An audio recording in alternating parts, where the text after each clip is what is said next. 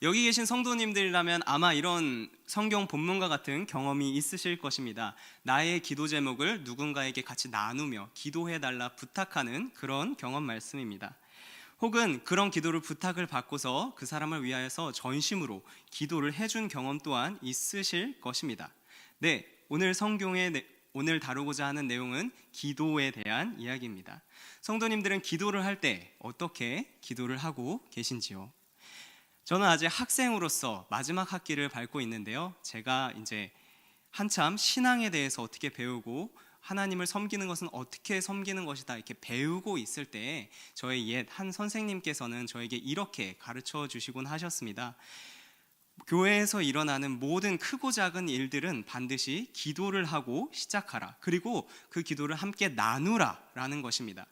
너가 분명히 도전이 되고 힘들고 어렵고 처음 해보고 그런 것들은 당연히 말을 안 해도 그렇게 하겠지만, 그러지 말고 너가 할 수 있을 것만 같던 매주 해오던 익숙한 일들도 함께 나누고 기도를 부탁해라 라는 것입니다. 이 무슨 말인지 알 것 같으면서도 저에겐 상당히 적용하기까지 오랜 시간이 걸렸습니다. 왜 그랬을까요? 그 과정 속에는 그냥 이건 내가 예전부터 늘 해오던 거니까 문제없이 쭉 지내왔던 것이니 그저 그대로 해오던 대로 지키기만 하면 되겠지라는 생각이 있었던 것 같습니다. 또 자잘하게 바빠지는 일들이 많아지면 자꾸 이제 일을 꼼꼼하게 하다 보면 사람이 이것도 신경 쓰고 저것도 신경 쓰고 하면서 저도 모르게 기도의 시간을 점점 줄여가는 일도 있었던 것 같습니다. 이 분주한 마음에 기도를 다음의 일로 미루는 겁니다. 그런 날이면 참 기분이 묘합니다. 모든 일을 다 끝내고 집으로 돌아가는 길에 살짝 회개의 마음도 듭니다. 누구는 더 바빠질수록, 할 일이 많을수록 기도를 더 열심히 해서 하나님의 도우심을 구하는데 나는 이게 어떻게 된 것인가 하고 말입니다. 사실 이 바쁘고 정신없는 것으로 치면 지금보다는 초대교회의 상황이 더 어수선하고 절박한 상황이었을 것입니다. 이때 당시는 그리스도인들을 향한, 소위 교회 다니는 사람들을 향한 핍박과 박해가 실질적으로 있었기 때문입니다. 데살로니가 지방의 사람들은 어떤 상황이었을까요? 일단 사람들이 도시가 좀 크고 어느 정도 잘 사는 사람들이 많았던 그런 도시였었던 것 같습니다. 당시에는 로마가 인근 지역을 정복하고 그리고 다스리고 있었는데, 데살로니가 지역은 다른 지역들과는 달리 로마의 직할지, 로마 황제가 직접 다스리는 그런 동네로서 좀 직접적으로 통치를 받았던 지역이라고 합니다. 이 중앙 권력으로부터 직접적으로 통치를 받고 있으니 아무래도 사람 심리가 다른 지역보다는 더 로마에 잘 보이고 더 로마의 예쁨을 받아서 자신들의 안정적인 삶을 읽어가려고 했었을 겁니다. 그래서 데살로니가 지역은 로마의 황제를 우리가 하나님을 섬기는 것처럼 신처럼 섬기려는 그러한 사상이 퍼지게 됩니다. 누가 힘에 의해서 종교 개종 그런 식으로 하지 않아도, 강압적으로 하지 않아도 사람들이 앞장서서 자연적으로 황제 숭배 사상을 퍼뜨리고 이렇게 대세에 올라타려는 분위기, 좋은 게 좋은 거지, 우리에게 좋은 것을 주는 분이 좋은 분이지라는 그런 분위기가 있었던 것으로 파악이 됩니다. 이런 사람들의 눈에 비친 그리스도인들은 어떤 사람이었겠습니까? 황제의 말이면 다 그냥 고분고분하게 그냥 잘 들었으면 좋겠는데 자꾸 자기들끼리 모여서 다른 것을 찾으려 그러고, 황제는 신이 아니라 그러고, 하나님 한 분밖에 없다 그러고 그런 얘기를 하니 눈에 가시같이 보일 수밖에 없었을 것입니다. 아니나 다를까 데살로니가 지역에서 교회를 향한 핍박은 점점 심해집니다. 얼마나 핍박이 심했던지 사도행전이 보면 바울도 이 지역에서 좀 사역을 오래 해볼까 싶다가도 어쩔 수 없이 금방 데살로니가 지역을 떠나야만 했던 장면이 있습니다. 도시 전체가 이미 반기독교 감정이 싹트고 있었고, 그리고 그 와중에 몇몇 사람들이 나가서 이거를 부추깁니다. 그러니 결과적으로 온 성에 폭동이 일어난 적이 있었고, 누구는 끌려갔고 누구는 그렇게 끌려가서 돈을 내야 풀어준다 그러고 이게 폭발한 것입니다. 이 상황이 너무 가혹해서였을까요? 교회 안에 사람들이 하나님을 제대로 믿으려고 하지 않습니다. 자기 삶을 무책임하게 내던져버리는 자기 삶에 대해서 책임을 하나도 안 지려는 그런 사람도 생기고, 은사가 있으면 자기 멋대로 그 은사를 행하려는 사람도 있고, 또 다른 형제들을 교회 안에서 존중하지 않으려는 그런 모습들을 보입니다. 종말에 대해서 성경에 나와 있는 대로 믿지 않고 자기가 믿고 싶은 대로 믿어버리는 그런 사람들도 생기는 것 같습니다. 잠깐 다른 이야기를 하자면, 이런 모습은 강도는 좀 다르지만 요즘 이 세대에도 요즘 이 세대에도 계속해서 진행되고 있는 것 같습니다. 늘 그래왔듯 바울은 이런 혼란스러운 교회를 위해서 하나님의 말씀을 전하고 이렇게 데살로니가 전서, 후서, 편지를 써서 보냅니다. 데살로니가서에는 특별히 형제들아 라고 부르는 말이 많이 나옵니다.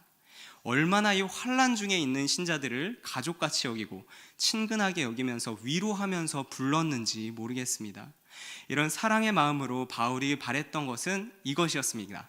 데살로니가 후서 1장 11절입니다. 우리 같이 읽어보도록 하겠습니다. 시작. 이러므로 우리도 항상 너희를 위하여 기도함은 우리 하나님이 너희를 그 부르심에 합당한 자로 여기시고 모든 선을 기뻐함과 믿음의 역사를 능력으로 이루게 하시고. 아멘. 환난과 박해가 있지만 그래도 너희가 부르심에 합당한 자로 세워가기를 원한다. 너희가 선을 기뻐하기를 원한다. 너희가 믿음의 역사를 이루길 원한다 라는 말씀입니다. 이 말씀을 읽으면서 이 신자가 신자를 사랑할 때, 서로 하나님을 사랑하는 사람들끼리 사랑할 때의 그 사랑의 마음이 느껴지십니까? 바울은 사실 여기 있는 사람들과 그렇게 오랫동안 교제하면서 지낼 여건이 못 됐습니다. 아무리 편지였어도 그렇지 이렇게 손발이 오글거리는 듯한 이런 사랑의 말을 어떻게 이렇게 진지하게 데살로니가 사람들에게 할 수 있었을까요? 우리 믿는 자들끼리의 교제는 단순히 한 사람이 다른 사람을 보고 좀 애잔한 마음을 갖고 응원하는 그런 마음을 갖는 것과는 많이 다릅니다. 나의 인생이 그러하듯이 하나님께서 당신의 인생을 존귀케 하실 겁니다. 그 무엇보다 하나님은 당신의 인생에 관심이 있습니다 라고 얘기하는 것이죠. 성경에 있는 복음 안에서 약속된 하늘의 복이 모두 우리의 것입니다. 이런 확신에 찬 믿음 가운데서 데살로니가 사람들을 응원하고 위로하는 것입니다. 이것은 그냥 힘내십시오, 화이팅 할 수 있습니다, 뭐 그런 응원과는 수준이 다릅니다. 하나님께서 약속하신 것을 당신에게도 이루실 것을 내가 믿습니다 하는 믿음과 사랑의 표현이 바로 이것입니다. 시편 16편에 보면 다윗의 노래가 나옵니다. 제가 대략 요약을 하자면, 하나님 나를 지켜주소서, 내가 하나님밖에는 바라볼 곳이 없는데 지금 너무 급박합니다. 내가 어디로 가서 숨겠습니까? 내가 어디로 가서 내 살 길을 찾겠습니까? 오직 하나님만이 나를 살릴 수 있고 내가 하나님만을 의지합니다. 뭐 이런 이야기의 시편이 시편 16편입니다. 그런데 거기에 보면 3절에 갑자기 이런 구절이 나옵니다. 우리 같이 읽도록 하겠습니다. 시작. 땅에 있는 성도들은 존귀한 자들이니 나의 모든 즐거움이 그들에게 있도다. 아멘. 나의 의지할 분 하나님이시라 열심히 이야기하고 있다가 왜 갑자기 옆에 있는 성도들을 보면서 이 사람들 중요한 사람들이라고, 이 사람들을 보면서 내가 얼마나 기쁜지 모르겠다고 할까요? 옆에 있는 신자를 보면 내가 그토록 바라고 찾으시는 하나님이 그 사람을 인도하고 계신 것이 보이기 때문입니다. 이것이 신자입니다. 이것이 하나님을 따르는 사람들입니다. 모든 삶의 주도권이 다 자기에게 있어서 그 다음엔 어디로 갈까, 무엇을 마시고 무엇을 마실까, 그것을 고민하면서 있는 것이 아니라 마치 목자들의 지팡이와 막대기에 이끌려서 가는 양떼들과 같이 하나님께서 가라 하면 가고 멈추라 하면 멈추는 모습이 그 형제를 바라볼 때 있는 겁니다. 그리고 그것을 같은 신자가 볼 때 그게 너무나 아름답습니다. 너무나 그 모습이 안정적일 수가 없습니다. 소중하고 귀하고 존귀함을 받기에 마땅한 것입니다. 제가 어떤 이야기를 하고 싶은지 이미 성도님들도 눈치를 채셨을 것입니다. 우리가 여러 모임이나 TV를 통해서 유튜브를 통해서 다른 사람의 간증을 보게 되면 우리의 마음이 어떻게 됩니까? 나는 이렇게 혹독한 상황 속에서 하나님을 찾을 수밖에 없었습니다. 나는 이렇게 하나님께 더 나아갈 수밖에 없었고 그 자리에서 부어주시는 하나님의 은혜가 있었습니다. 지금도 하나님의 은혜가 아니면 아무것도 할 수 없습니다. 나는 앞으로도 하나님에 매여서 살 것입니다. 이런 이야기를 들을 때 우리 안에서 무언가 강하게 꿈틀대는 것을 느끼실 것입니다. 정말 하나님의 사람이라면 이러한 믿음의 이야기들을 들을 때 냉랭할 수가 없습니다. 가슴이 뜨겁게 불타오르는데 그것은 또 세상 사람들의 무슨 도전감, 무슨 성공감 그런 것처럼 저 정도쯤 하면 나도 저런 사람들한테 인정받을 수 있겠구나, 나도 도전해봐야지 하는 모험심, 그런 얄팍한 마음에서 흘러나오는 마음은 또 절대로 아닙니다. 그들이 존귀하게 보이고 그들 속에서 일하시는 하나님이 보이기 때문에 우리의 가슴이 뜨거워지고, 그런 사람들을 보면 나도 반본능적으로 응원하고 격려하고 기도하게 되는 것입니다. 우리 하나님을 사랑하며 산 사람들에게는 이러한 감동이 우리 가슴 가운데 있습니다. 굉장히 길게 제가 앞부분에서 설명을 했는데요, 바로 이러한 마음을 가지고 우리 오늘 본문을 읽어야 합니다. 세상의 일반적인 격려와 응원 정도 가지고는 이 하나님의 깊은 사랑을 이해할 수 없습니다. 세상은 믿음의 형제 자매들을 위하여서 기도해 준다는 것, 그것이 무엇인지 모릅니다. 본문 1절도 그것을 증거하고 있습니다. 너희가 그러하였던 것처럼 우리에게도 주의 말씀이 퍼져서 영광스럽게 되기를 바란다. 나를 위하여 기도해 달라라는 내용이 1절입니다. 바울은 다른 것을 기도해 달라라고 하지 않습니다. 주의 말씀이 내 안에 퍼지게 해달라라는 것을 기도합니다. 우리는 기도할 때 종종 이러한 기도를 하곤 합니다. 하나님이 무익한 종을 들어서 쓰시고 일하시고 모든 영광 받아주시옵소서. 모든 영광 하나님께 돌려드립니다. 이 무슨 의미가 그 뒤에 있습니까? 하나님이 내 안에 오셔서 일하는 것이 내게 영광이지 내 속에는 아무것도 없습니다. 모두 다 하나님께서 이루셨으니 하나님께서 일하시고 하나님께서 모든 영광 받아가 주시옵소서. 이제 그런 말씀이죠. 참 겸손한 기도인 것 같으면서도 사실 그게 맞습니다. 내 안에 소원을 주시는 분도 하나님이시고, 내게 힘을 주시는 분도 하나님이시고, 내게 길을 열어주시는 분도, 그 길을 걷게 하시는 분도 하나님이신데, 내가 오직 하나님만 드러내길 원합니다. 그렇게 하나님께서 원하시는 일을 하시옵소서. 하나님의 영광스러운 일을 하는데 나를 사용하시옵소서. 이게 자연스러운 기도의 제목이 되는 겁니다. 그러니 신자는 내 안에 퍼지고 이렇게 말씀이 나를 사로잡는 것을 원합니다. 말씀이 부담스러워서 멀리 두고 예배에 올 때만 그때만 성경책을 챙겨서 오고 그러지 않습니다. 말씀을 가까운 곳에 둡니다. 그것이 하나님의 영광을 드러내는 것임을 스스로도 알기 때문입니다. 세상 사람들은 이런 거 잘 모릅니다. 말씀이 언제 마음속에 퍼져 봐야 또 좋은 것을 알지요. 2절에 보면 우리를 부당하고 악한 사람들에게서 건져달라라고 부탁을 하고 있습니다. 이 악한 사람들은 누굽니까? 좁게는 그 당시에 폭도들을 선동해가지고 교회 다니는 믿는 사람들을 핍박한 사람들을 말합니다. 또 넓게 보면은 우리 믿음의 가족들을 위협하고 협박하는 그런 사람들 모두를 악한 사람이다라고 부르게 됩니다. 왜 이런 사람이 있을까요? 항상 그리스도인을 못마땅하게 생각하고 하는 일마다 와서 태클을 거는 사람들이 있을까요? 우리는 좋은 일을 한다고 하고 좋은 이야기를 나누고 사랑의 말을 나누고 나눔도 하고 지역 사회를 위해서 봉사도 하고 기도도 하고, 뿐만 아니라 직장에서 가정에서 이 사람은 하나님께서 나에게 보내신 사람이다 라고 생각하면서 최대한 온유한 마음으로 잘 대하려고 하는데, 왜 이 사람들은 교회를 향하여서 우리 이런 착한 마음을 몰라주는 걸까요? 똑같은 일도 교회에서 한다고 하면 그냥 이유 없이 제한을 두고 싫어하는 사람들이 실제로 있습니다. 저는 모태신앙입니다. 어렸을 때서부터 교회에서 자랐고 교회에서 지내는 것들이, 교회에서 시간을 보내는 것들이 아주 자연스럽습니다. 교회에서 예배를 드리고 나면 그 이후에 그냥 사람들을 만나면서 그냥 교회에서 놀았습니다. 교회가 놀이터였고 내 할 일이 있으면 교회에 가져가서 사람들이랑 함께 나누기도 했고, 교회에 가서 기도도 하고 뭐 공부도 하고 여러모로 교회 건물 안에 있었던 적이 많았습니다. 그렇게 지내던 20대 중반 어느 날, 그날도 어김없이 밤에 교회에서 무언가 할 거를 하면서 보내고 있는데 마침 갑자기 교회 문 밖에서 쾅 하는 소리가 났었습니다. 뭐지? 하고 깜짝 놀라가지고 있는데 다시 한 번 더 쾅 하는 소리와 함께 막 뭐라고 시끄러운 떠드는 소리가 들려왔었습니다. 나중에 알고 나서 보니까 술 취한 동네 아저씨가 그 교회 문을 발로 차면서 이렇게 흉을 보고 있는 시비 거는 소리였습니다. 교회 문이 닫혀져 있었는데 그걸 열지는 않고 그냥 그 밖에서 발로 차면서 그냥 시비 걸고 큰 소리 치고 그러는 거였습니다.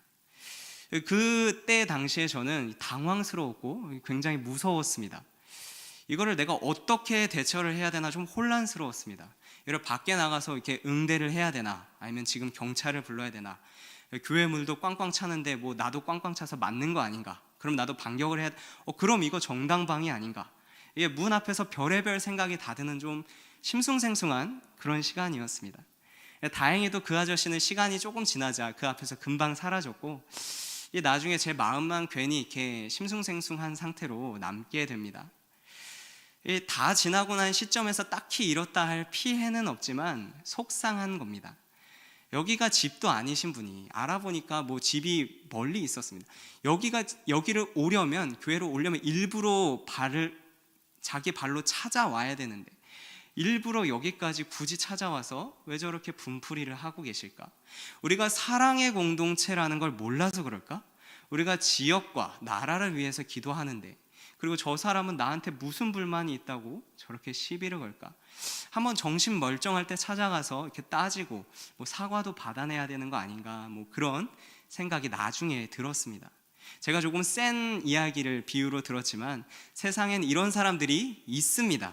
아니요, 세상에는 하나님을 모르는 모든 사람들은 믿음을 거부하는 모난 모양을 마음속에 조금씩 가지고 있습니다. 하나님의 영광 그런 거 없다. 나는 내가 좋아서 하고 싶은 일을 하는 것이고 너희는 너희가 좋아서 하고 싶은 일을 지금 하는 것이다. 그런데 나는 지금 교회가 마음에 들지 않는다. 그렇게 교회를 핍박하고 박해하는 것이지요. 이런 사람들은 늘 있어 왔습니다. 왜 그럴까요? 정답은 간단합니다. 하나님을 몰라서 그렇습니다. 하나님을 아는 믿음은 모든 사람들에게 허락된 것이 아니기 때문에 하나님을 모르는 사람은 그냥 그런 상태로 남아있을 수밖에 없습니다. 예수 믿는 것도 아무나 믿을 수 없습니다. 하나님께서 택하신 사람만 불러서 모은 것이 참 우리에게 신비입니다. 우리 3절 한번 같이 읽어보겠습니다. 시작. 주는 미쁘사 너희를 굳건하게 하시려고 악한 자에게서 지키시리라. 아멘. 주는 미쁘사, 신실하다라는 말입니다. 하나님은 좀 믿을만 하다라는 말입니다. 하나님을 모르고 믿음이 없는 저 악한 사람들을 우리를 배척하고 자꾸 배제하지만, 반대로 하나님은 신실하고 믿을만한 분이기 때문에 우리를 지키신다라는 말씀입니다. 너희들이 안전한 것은 너희들이 스스로 무엇을 해놨고 이 정도면 입지가 있고 한 것이 아니라 하나님께서 너희를 굳건하게 하시며 지키시기 때문입니다. 이겁니다. 이것이 형제 자매를 위하여서 기도할 때 우리가 하나님께 대하여 갖는 믿음입니다. 하나님은 신실한 분입니다. 악한 자에게서 지키실 것이고 우리의 형제 자매를 굳건하게 해주실 것입니다. 이것은 내가 하는 일이 아닙니다. 하나님께서 하시는 일인 줄로 믿고 우리가 기도를 합니다 라는 것입니다. 기도를 하다 보면 정말 그 사람이 믿음의 싸움을 잘 싸워 이겨나갈 수 있도록 온 정성을 다해서 기도를 하게 되죠. 그 과정이 너무 값진 것으로, 아름다운 것으로 느껴집니다. 하나님께 매달리는데 그게 그렇게 또 좋을 수가 없습니다. 이렇게 사랑의 마음으로 기도를 해본 사람은 다시 그 기도의 자리에 나옵니다. 누가 시키지 않았는데 내가 그렇게 기도를 해주고 싶어서 그 자리에 나오게 됩니다. 본문 속에 이어지는 4절 그리고 5절도 그 감동에 이끌려서 하는 바울의 선포입니다. 하나님의 신실하심을 따라가는 자들아, 믿음의 가르침을 앞으로도 너희가 행해왔고 행할 것을 잘 지킬 것을 확신한다. 하나님께서 너희 마음을 인도하신다. 너희가 하나님의 사랑 안에 거하고 예수님의 인내 안에 거하기를 바란다 라는 내용입니다. 처음에는 바울이 자기를 위해서 기도해달라, 하나님께서 자기를 지켜주게 해달라라고 기도를 부탁하면서도 이제 점점 시선이 옮겨갑니다. 하나님의 말씀을 따라 걷는 형제들을 생각하더니 이내 그들을 위해서 축복을 해주고 믿음의 선포를 하는 것이죠. 신실하신 하나님이 너희를 지키시리라. 너희가 배운 것을 행하리라. 너희 마음도 하나님이 인도하시리라. 확신에 차서 이런 고백을 하게 됩니다. 기도는 참 힘이 있습니다. 먼저는 하나님 안에서 복을 주십니다. 이 복은 하나님을 아는 자들만, 하나님을 믿는 자들만 알 수 있고 누릴 수 있는 복입니다.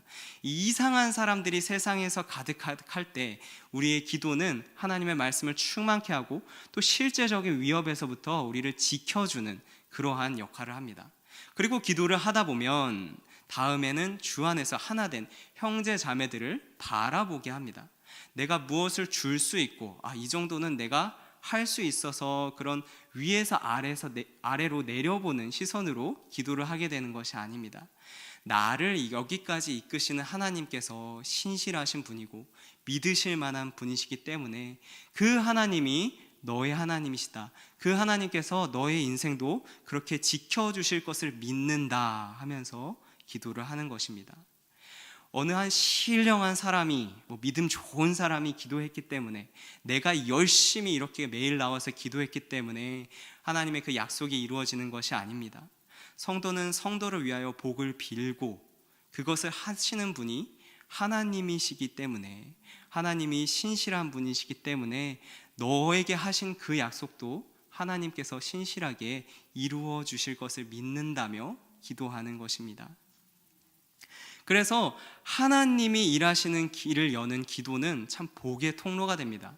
이 말이 조금 어색하고 내 기도가 그렇게까지 될까 싶기도 하겠지만 사실입니다. 이건 정말입니다. 기도하는 성도들에겐 하나님의 권능이 따르게 됩니다.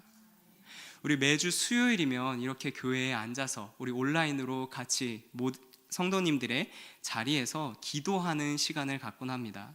이 들은 말씀을 묵상하기도 하고, 우리 요즘에는 수험생들을 위해 또 나라와 민족을 위해서, 우리 환우들을 위해서 등등 많은 제목을 갖고 주변의 사람들을 위하여서 기도해주고 사랑의 마음을 힘쓰는 것을 봅니다.